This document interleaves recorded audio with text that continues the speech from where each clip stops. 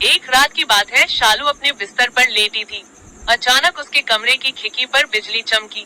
शालू घबराकर उठ गई। उसने देखा कि खिड़की के पास एक बुढ़िया हवा में उड़ रही थी।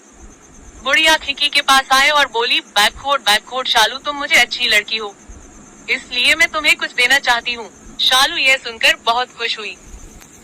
बुढ़िया ने शालू को एक छड़ी देते हुए कहा, बैककोट शालू, ये जादू की छड़ी है। तुम इसे जिस भी चीज की तरफ मोड़कर 2 बार घुमाओगी वह चीज गायब हो जाएगी।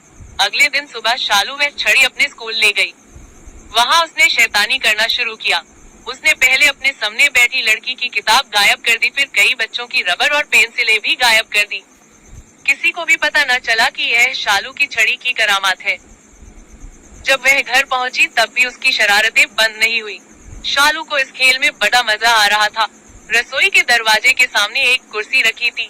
उसने सोचा, बैककोट क्यों ना मैं इस कुर्सी को गायब कर दूं।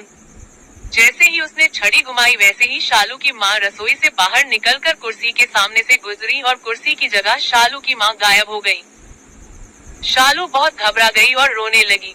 इतने ही में उसके सामने वह बुढ़िया प्रकट हुई। शालू ने बुढ़िया को सारी बात बताई। बुढ़िया ने शालू से कहा, बैककोट मैं तुम्हारी माँ को वापस ला सकती हूँ, लेकिन उसके बाद मैं तुमसे ये जादू की छड़ी वापस ले लूंगी। शालू बोली, बैककोट तुम्हें जो भी चाहिए ले लो, लेकिन मुझे मेरी माँ वापस ला दो। तब बुढ़िया ने एक जादुई मंत्र पढ़ा और देखते ही देखते शालू की माँ वापस आ गई। शालू ने मुड़कर बुढ़िया का शुक्रिया अदा करना चाहा, लेकिन तब तक बुढ़िया बहुत दूर बादलों में जा चुकी थी।